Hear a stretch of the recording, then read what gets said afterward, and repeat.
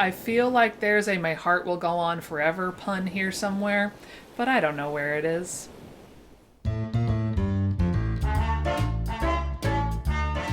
Hello folks, welcome to another video with me, Stephanie Canada, the owner of Backroom Finds. I'm passionate about vintage, sewing, and not taking myself too seriously. If that sounds like a great time to you, go ahead and click that subscribe button so you can see me post every Tuesday and Friday. In today's video, we are going to be doing another one of my Make It Bigger series. This time I'm going to be taking apart a cute little 1950s, early 60s pleated skirt. It has a cute little heart design on it, and boy oh boy was it cute. And boy oh boy was it tiny. It had a 23.5-inch waist, y'all. Yeah. Now I do want to refresh everyone as to why I'm doing this. It's not that I think anyone that has a 23.5-inch waist shouldn't be allowed to find the delicious vintage that I do. It's that I'm trying to make it more accessible to those of us that aren't quite so, how do you say, the size of my arm? Okay, that's an exaggeration.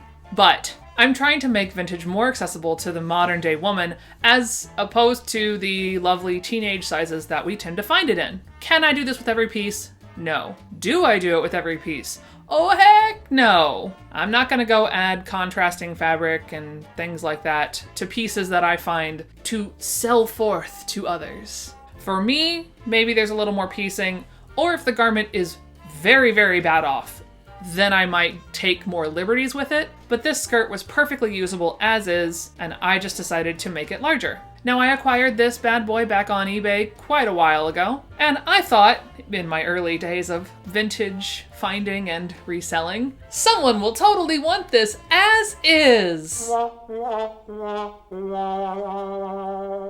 Nope. So here we are, I believe 3 years later. I still have the skirt, so we're gonna get creative. Now the first step is obviously to seam rip this bad boy apart. Now, as much as I would enjoy to show you some lovely time lapse of me ripping the daylights out of this thing, I may have done that off camera on another day when I got frustrated when my camera battery died. So sorry y'all, I don't really have any of that. However, I will be able to show you the rest of the process as I make a tiny waistband larger, and how I take a 110-inch sweep. Yup. 23.5-inch waist, 110 inches of skirt. Makes my job easy some days. And how I make it larger. Once I'm all done with her, this skirt will be available on my website, www.backroomfinds.com, so that you can take her home. So let's grab our waters, because yes, occasionally I do drink water, and make ourselves a skirt.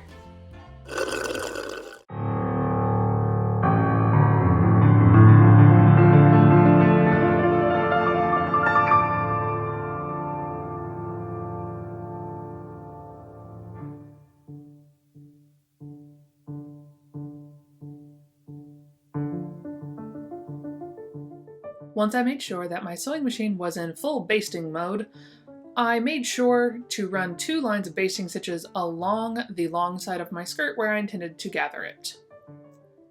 Never mind that this is my stalling tactic while I try to figure out the waistband. Yep.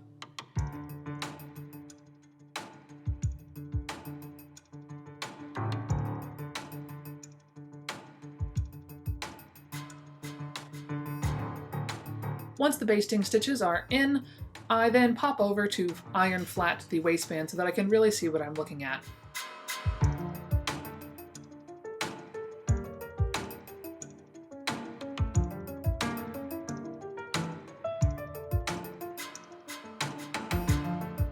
And once we realize how tiny this waistband originally was, where it lays flat to a little over 26 inches, I take out my scissors, take a deep breath, and cut it. Because my intention is to piece together the front side so that you don't really notice, and then put a white backing along the back side so that no one has to know how tiny this skirt originally was.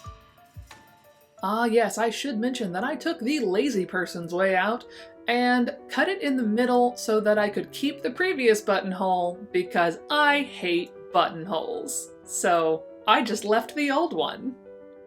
And I lost the button, so I had to pull one out of my stash. But that's for later.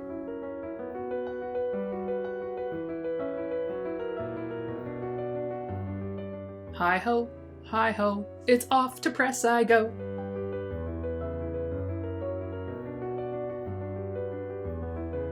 And look at that, the piece of white fabric that I thought I had cut to the correct length is too long. Well, better than too short. I also really wanted to make sure that I didn't cut away any excess of the actual printed fabric to keep the integrity of the skirt as close as I could, because should someone want to make this larger from what I did, or make it smaller, I wanted to leave as much of the original material as possible. So I didn't cut away any of the old fabric and throw it away. I just used it in different places.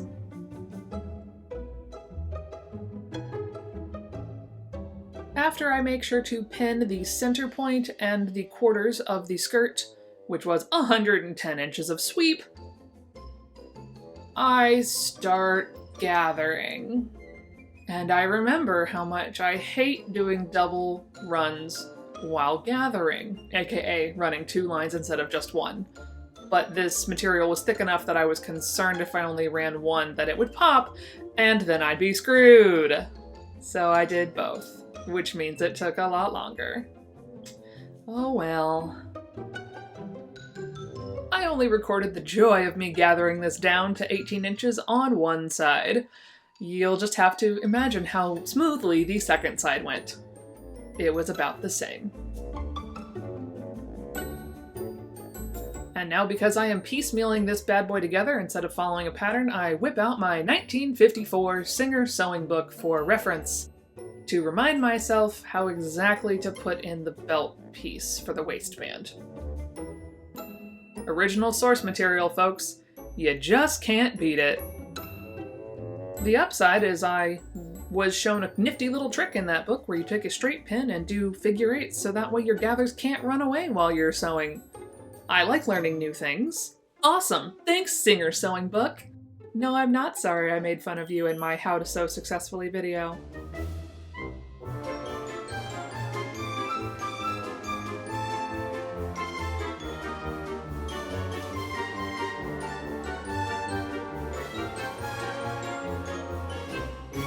And once I press that seam flat from sewing the short ends of the waistband together, I lay it on my table to attempt to figure out how to put the white fabric together even though it was too long, which involves some scissors.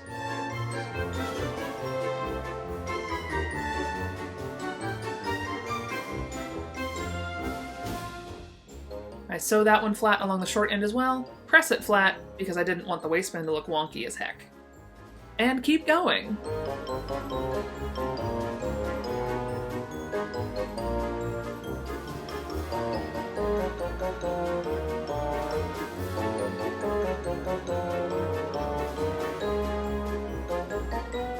After reminding myself which side I was supposed to be pinning, I do go ahead and pin those right sides together and then sew along the long end of my waistband so that I can easily turn it to attach it to the skirt bottom below.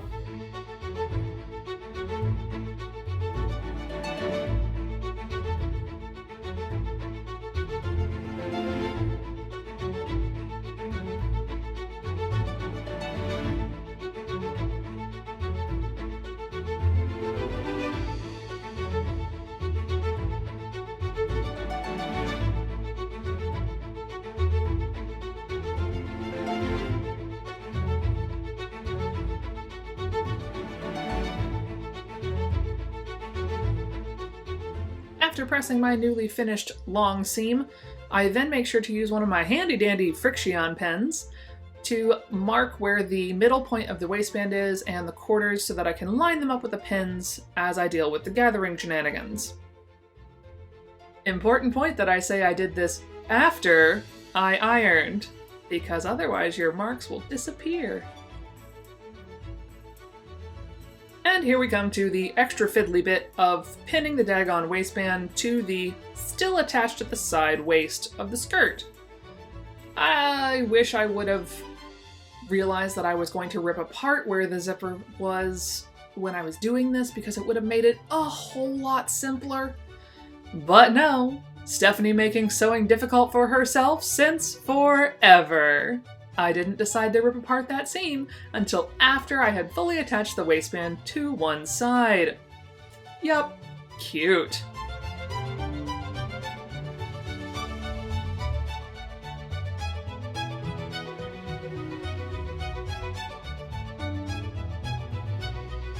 And this time, unlike my pleated skirt, I really made sure my waistband was flat before I sewed along the top end, putting the gathers to the skirt panel itself and attaching the waistband, because I really didn't feel like ripping out the dead center like I did last time.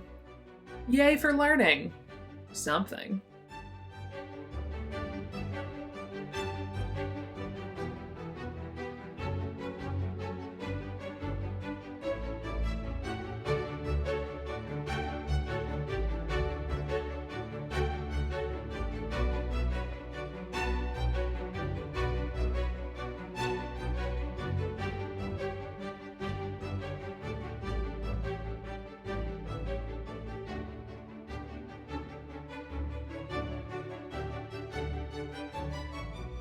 And while I'm ironing this flat, folks, this is why I was really confused later that I couldn't see my end marks. Because I had run an iron over it already, so they disappeared. Whee! After rummaging through my metal zipper stash, I then decide to rip the side seam out so that I can get rid of where there's a rust mark and a hole right along that same seam. So I'm actually going to make that seam allowance much larger so that those flaws are now inside the skirt and not visible on the outside. But of course I couldn't have decided to do this earlier. No, that would have been too easy.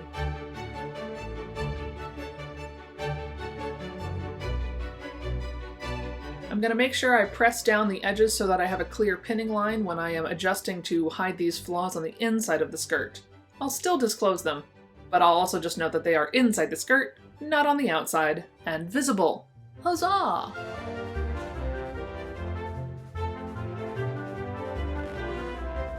After pinning along my iron lines, I make sure to use a regular stitch for the bottom half. I had marked where the zipper was going to end, and then I changed the length of the stitch to a basting stitch and zip along that line so that when I install the zipper, I can A, install it correctly, and B, not want to pull my hair out whilst installing it. Gee, isn't it nice when you do things correctly? At least for me. I'm going to make sure I press that one extra flat because I really want to make sure the zipper lays correctly. And now we get to deal with the fiddly bit of pinning the daggone thing in the middle so that it doesn't look weird. So I do install zippers, but trust me friends, I get just as anxious and I curse the entire time I am sewing this thing. Never fear. Just because there's no sound doesn't mean there aren't curse words flowing out of my mouth. Yay! For editing. It truly goes to show you folks that even if it makes you scared, you can still do it. Because I was not comfortable sewing this zipper in at all! I was very nervous, and yet here we are. Skirt has a working zipper.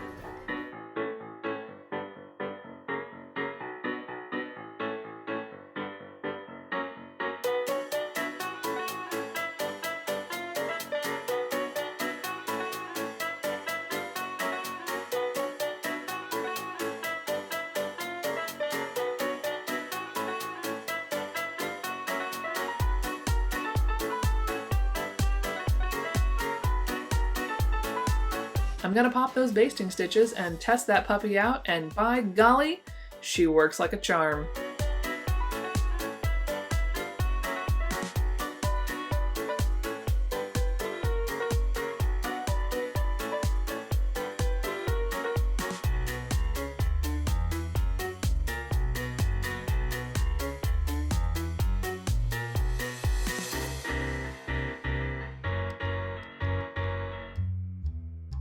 Oh, fraptious joy! More hand sewing. So I'm going to make sure I fold over my backside of my waistband, pin it into place, and then invisibly slip stitch it along so that I can top stitch it here in a second to actually really make sure that it's gonna stay. but of course not without giving that waistband one more good press before I top stitch on top, because top stitching is also fiddly and annoying, and I'm still working on it because I'm not that good at it. But again, tackling projects you aren't necessarily comfortable with doesn't mean that you shouldn't try. Keep trying, friends. You'll get there. And so will I. Eventually, if I ever stop making things more difficult than necessary.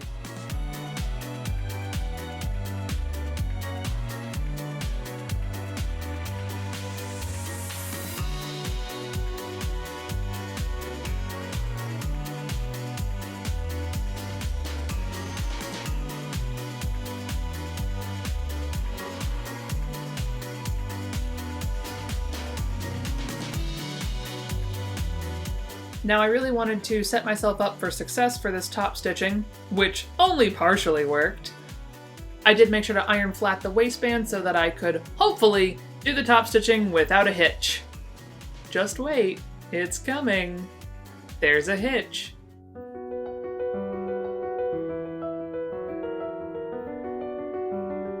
The first side of top stitching goes along quite smoothly, and then we get to the other side, where I probably should have stopped, backstitched, and turned it around so I didn't have to shove the entirety of the skirt in my tiny neck of my sewing machine.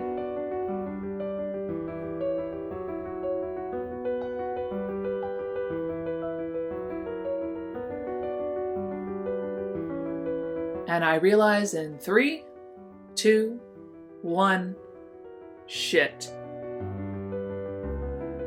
I just messed up a line. So here comes that seam ripper. And here you thought this time you wouldn't see the seam ripper more than once.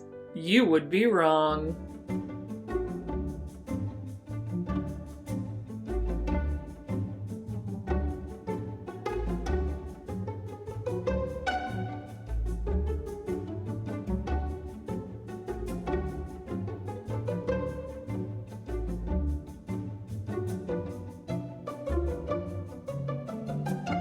Thankfully, the second time of top stitching goes along much better. And now I can just go ahead and finish off that waistband with a nice little button I pulled out of my stash. It might be a little bit older, probably from the 40s, but I'd rather older than newer.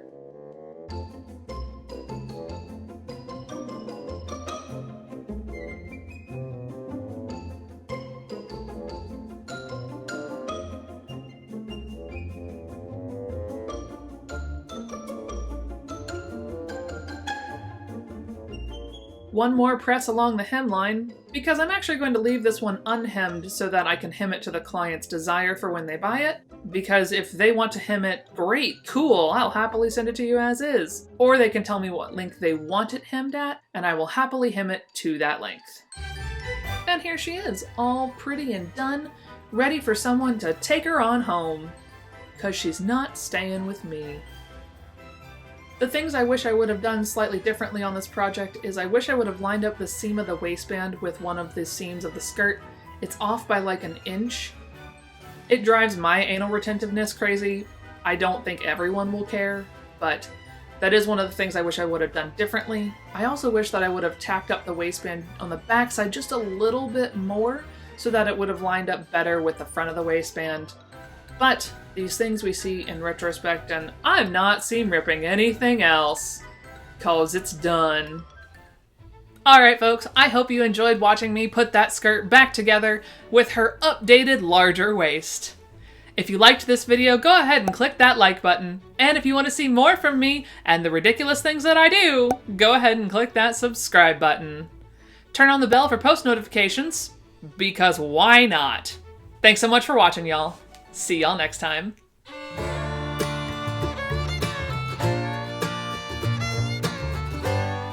I don't know what to do for the funny intro, so that just might be it.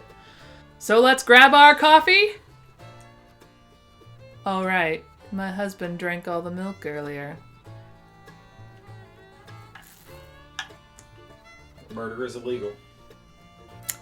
And make us a skirt. Thanks, computer. Now, how I do my calculations for this is I take the measure... Now, how I'm going to decide what waist I use is going to be a mixture of words that I don't know. I'm just going to figure it out and say, screw it, I'm not going to add that in there. That's what voiceovers are for. The words.